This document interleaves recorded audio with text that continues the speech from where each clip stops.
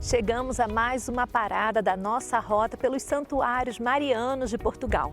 Desta vez viemos ao norte, a Braga, o Santuário do Sameiro. Sua fundação tem estreita relação com a invocação que o povo português já fazia à Imaculada Conceição. Vamos conhecer mais?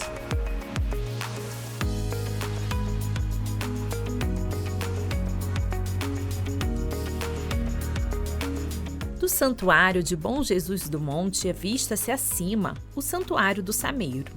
O primeiro já era rumo de peregrinos desde o século XIV. Contudo, o olhar ao alto do padre Martinho Antônio Pereira da Silva, inebriado pela beleza do topo da montanha do Sameiro, fizeram com que se tornasse o grande obreiro do Santuário de Nossa Senhora do Sameiro. E uma importante motivação foi perpetuar o triunfo de Maria Imaculada e a memória do dogma da Imaculada Conceição, proclamado pelo Papa Pio IX em 1854.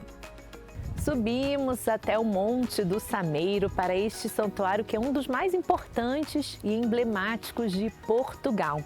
Uma história, padre, de grande demonstração de devoção do povo português à Imaculada Conceição? Como é sabido, em 1854 o Papa Pio IX proclamou esse dogma. Era uma crença que o povo tinha, o Papa consolidou essa crença nessa fórmula proposta a todos os crentes para ser aceite. E então houve um grande regozijo aqui na Diocese de Braga e na cidade de Braga por essa proclamação dogmática.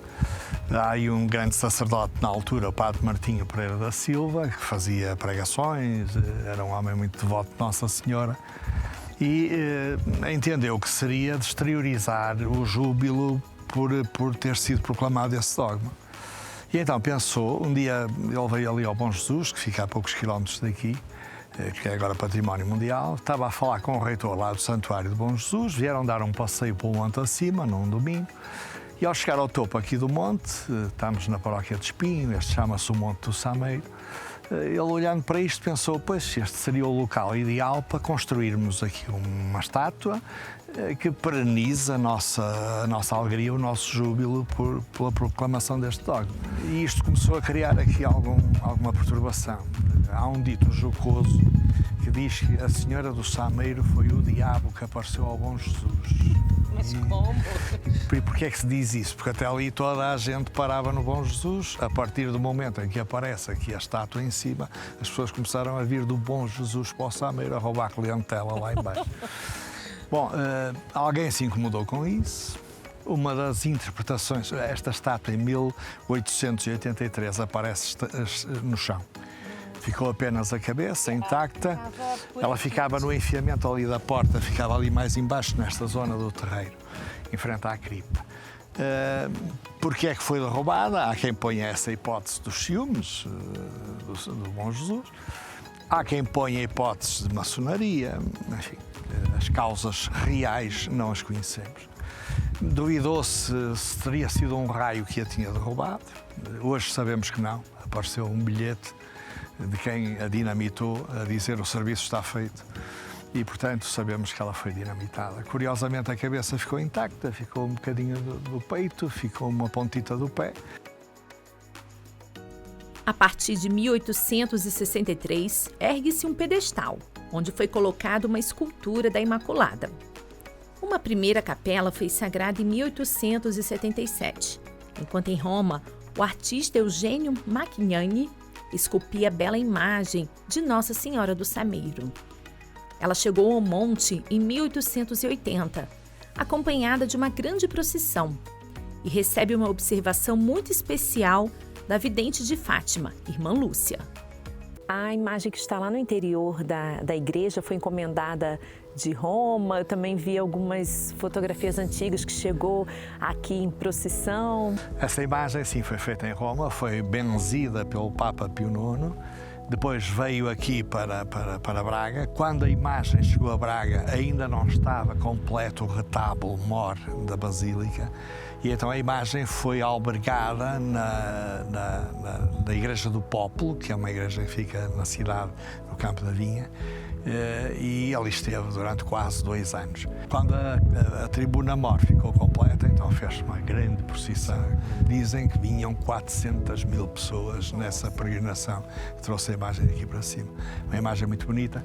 A Lúcia, quando viu esta imagem, diz que é a mais próxima do que ela contemplou em Fátima. É isso que eu ia perguntar, que eu li alguma coisa, eu fiquei na dúvida, que é a imagem então mais próxima, mais real do que a Lúcia contemplou na Cova da Iria. A primeira capela tornava-se pequena devido ao número de fiéis que subiam ao Sameiro. Em breve, se colocaria a primeira pedra do templo atual. As obras tiveram início em 1890. A igreja também ficou pequena e, a 17 de junho de 1979, é inaugurada a cripta, edificada para acolhimento das grandes multidões. Este espaço envolvente foi sendo trabalhado, foram-se criando estruturas de apoio, a Casa das Estampas, o espaço para a reitoria, porque naturalmente o santuário tinha que ter um reitor. E, entretanto, levantou-se um problema que é a festa da Imaculada Conceição ocorre no dia 8 de dezembro. Estamos no cimo do monte, a mais de 600 metros. Inverno, bom, teríamos que encontrar um espaço que acolhesse os peregrinos e, enfim, pensando nessa quantidade ingente de peregrinos que aqui ocorrem no dia 8 de dezembro, que antigamente era o dia da mãe, portanto ainda tinha mais esse atrativo por acréscimo. Então construiu-se a cripta a finais do século XX, já construiu-se a cripta, que tem uma capacidade para 4.000 pessoas, mesmo assim faz-se pequena. Então vamos continuar a nossa peregrinação aqui ao Sameiro, porque além da Basílica tem a capela exterior, tem a Capela do Santíssimo, além dessa belíssima paisagem, como o padre estava comentando, dá para ver lá longe até Esposende, a cidade de Braga. Realmente é um espaço que nos leva à oração.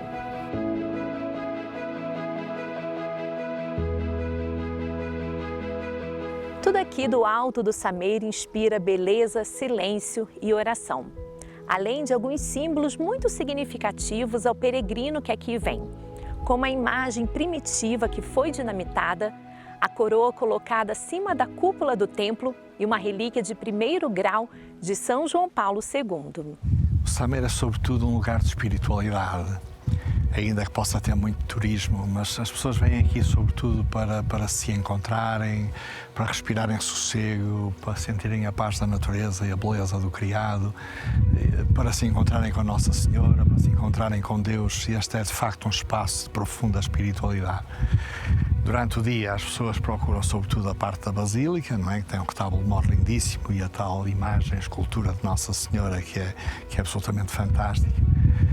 À noite há muita gente que vem aqui, no final do dia, para relaxar, para sossegar, para se desligar das preocupações.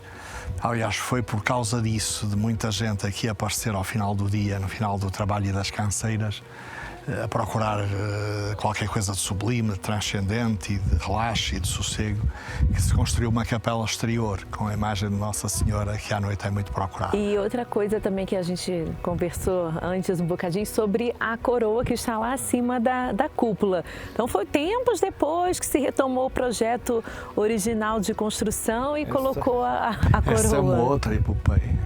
Uma epopeia foi a reconstrução da imagem primitiva, a segunda epopeia foi essa. Como é que chegamos aí? Aqui há uns 6 anos atrás precisámos de recuperar o telhado. Nunca tinha sido intervencionado, era um telhado com 1 século de existência ou mais. E aquilo que nós verificávamos é que em alguns sítios, para resolver problemas, foram sobrepondo telhas. As madeiras começaram a ceder com o peso. Pronto, era preciso refazer o telhado e assim nos dispusemos. Para essa operação, resolvemos procurar as plantas primitivas do edifício para perceber como é que tinha sido concebido o telhado, como é que ele estava preparado para funcionar.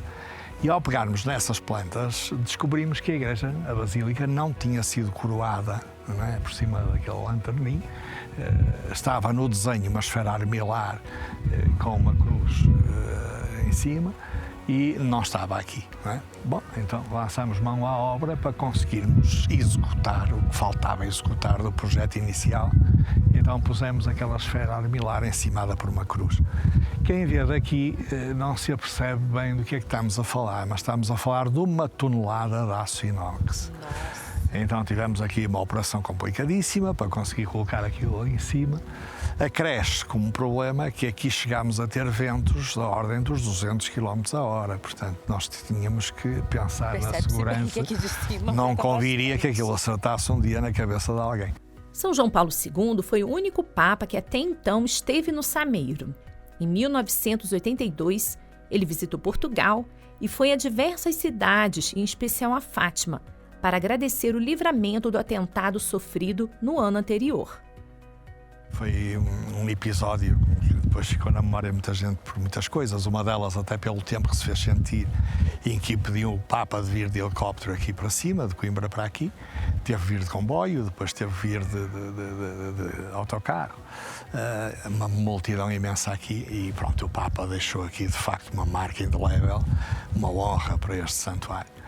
Temos uma gota de sangue que nos foi dada como relíquia, temos o solidel, conservamos o livro da liturgia que foi usado, o missal que foi usado, conservamos o paramento, o cerário que foi usado, a cadeira onde ele se sentou.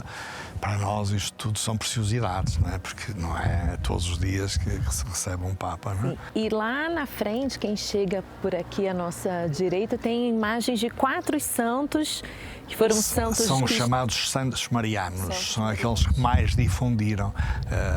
difundiram a doutrina sobre Nossa Senhora.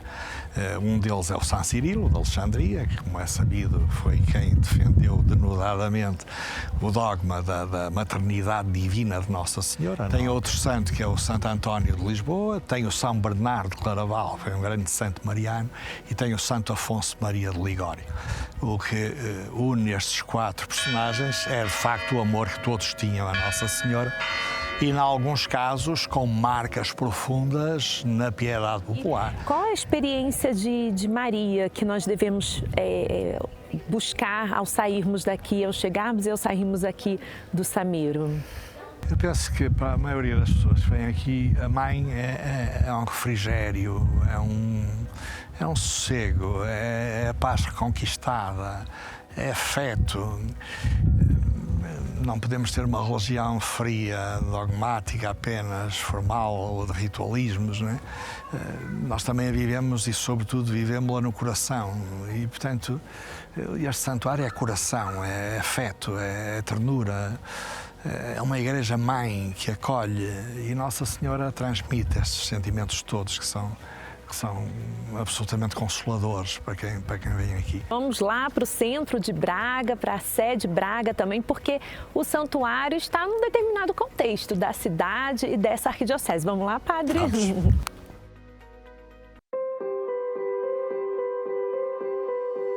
Lá de cima do Sameiro, descemos cá para a Sé de Braga, porque essa arquidiocese é muito importante na história do país, na história da igreja no país. Então, estou aqui novamente com o padre José Paulo, que é o presidente da Confraria de Nossa Senhora do Sameiro e também o deão do cabido aqui da Sé. O que seria um cabido, padre? O cabido é um conjunto de clérigos que assessoria o bispo, no caso de Braga, o arcebispo, e a quem incumbe a responsabilidade de cuidar do culto da catedral e do património que está aqui na catedral. Portanto, tem funções de entourage do bispo, digamos assim, e tem funções litúrgicas e funções patrimoniais. Então, também gostaria que o senhor nos contasse um pouco da história da Arquidiocese de Braga, Arquidiocese Primaz, história centenária. Bom, a história da Diocese de Braga virá desde os inícios do cristianismo, sendo que na primeira parte as notícias não têm grande suporte documental. Temos fidelidade de documentos a partir do ano 400 do Bispo Paterno. E percebe-se que nessa altura a Diocese de Braga já é muito importante. Sabemos também no contexto da história do povo romano que a Bracara Augusta era uma cidade muito influente e era um cruzamento de vias de comunicação.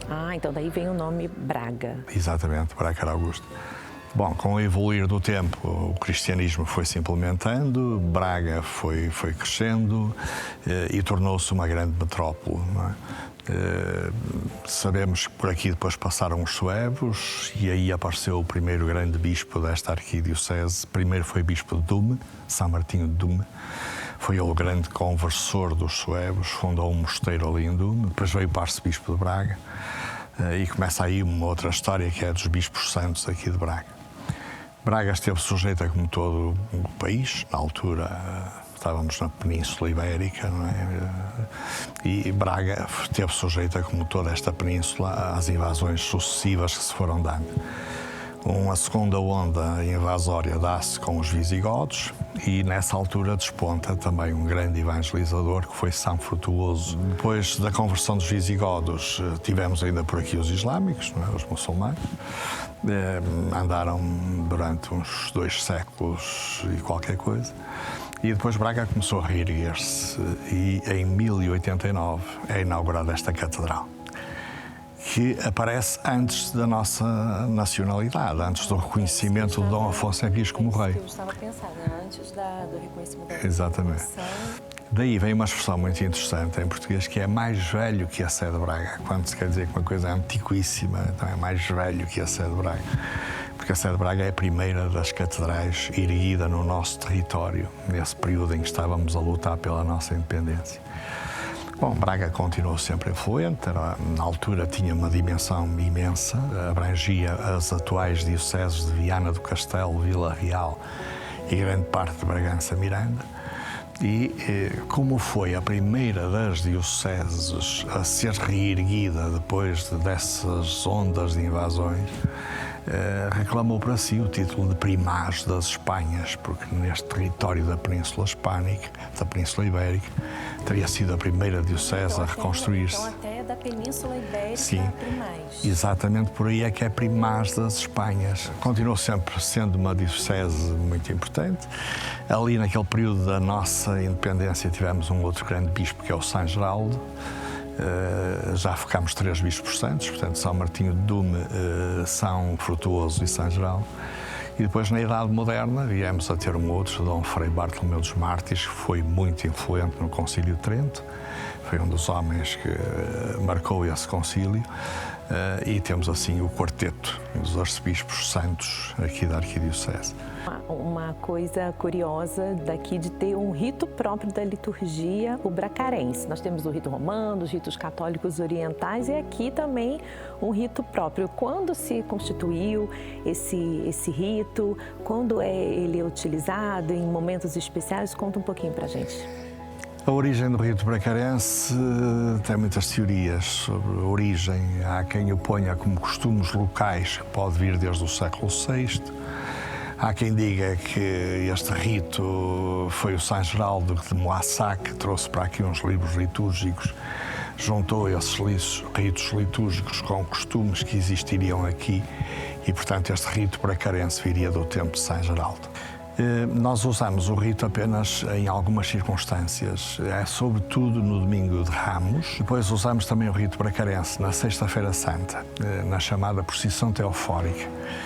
O que é que acontece? É colocado dentro de uma urna uma píxide com o Santíssimo e uma Bíblia. E à volta da catedral desenrola-se uma pequena procissão e essa urna que leva a píxide e que leva a Bíblia é colocada num altar lateral da nave lateral onde está a Senhora do Sameiro. Há ali uns cânticos de lamento a perguntar o que é que fizeram do nosso Deus, o que é que fizeram do nosso Senhor. E esta presença da Bíblia e a presença da píxide dentro da urna é para dizer que, apesar de estarmos a celebrar a morte de Jesus, ele continua vivo. As paredes da primeira catedral portuguesa sustentam a vida de um monumento com mais de 900 anos de história e vida religiosa. Os nomes de todos os arcebispos constam na capela de Nossa Senhora da Piedade e além dos túmulos de alguns deles. Já no interior da Sé, pode ser observado o túmulo do infante Dom Afonso de Portugal, filho primogênito de Dom João I e de Dona Filipa de Lencastre. O templo situa-se no centro histórico e no Tesouro Museu da Sé de Braga estão peças de arte sacra recolhidas ao longo de 1000 anos de vida cristã, dinamizada a partir da catedral.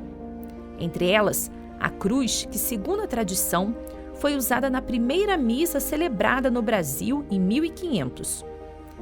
A cruz foi ainda levada para a Eucaristia de inauguração da cidade de Brasília em 1960.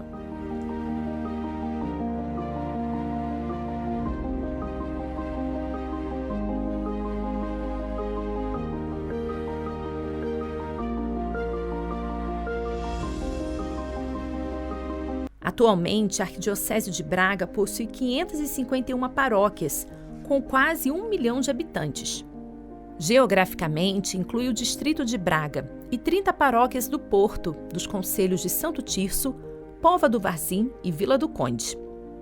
Braga é ainda muito conhecida pelas tradições milenares da Semana Santa, quando acontecem grandes procissões noturnas que envolvem centenas de figurantes. Uma terra também de muitos santos, que participaram de momentos importantes da vida da Igreja. A Arquidiocese de Braga, em geral, é uma arquidiocese bastante viva, com muitas tradições, muitas festas. E além desses bispos, que são santos, também é uma terra de muitos santos, né? Beatos, santos. Então, tem uma intensa atividade pastoral na arquidiocese. Nosso povo é muito religioso.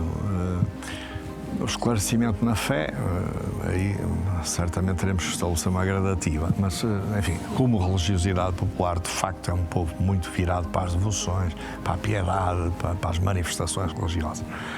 Temos alguns momentos que são absolutamente fantásticos, como sejam os momentos da Semana Santa. A Semana Santa de Braga é conhecida no mundo inteiro, é muito intensa, muito vivida, com muitas celebrações, com algumas procissões que chamam milhares e milhares de pessoas aqui à cidade.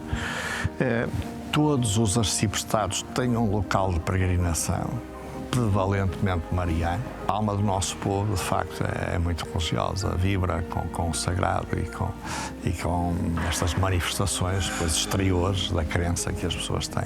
O último Congresso Eucarístico Nacional decorreu aqui em Braga e foram recordados, né, os beatos e candidatos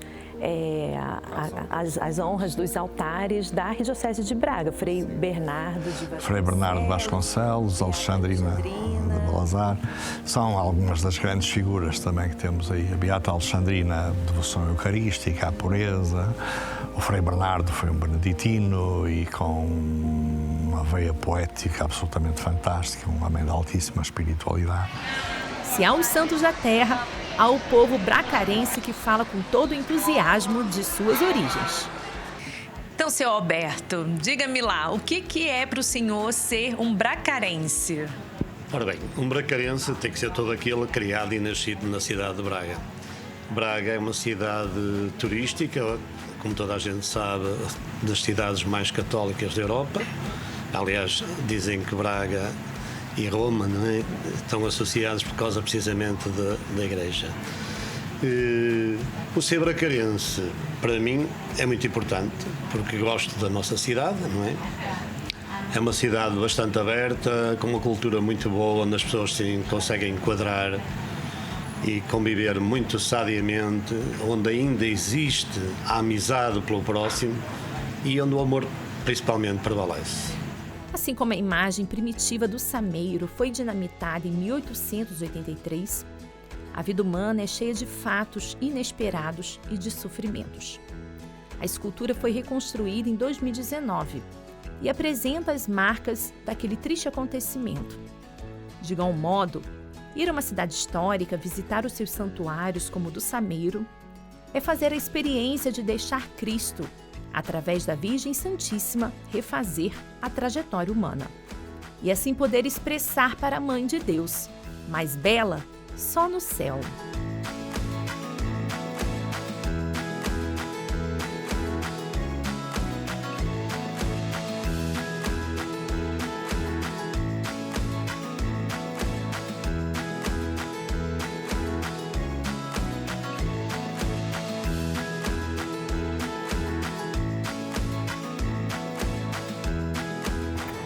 acabou o nosso percurso em Braga. A cada santuário mariano, onde formos, nos consagramos a ela. Mas o desejo maior do coração de Nossa Senhora é que sejamos mais do seu Filho Jesus. Agora é hora de parar, descansar um pouquinho, nos organizarmos e vamos rumo ao próximo Santuário Mariano de Portugal. Qual deve ser? Acompanhe o próximo episódio.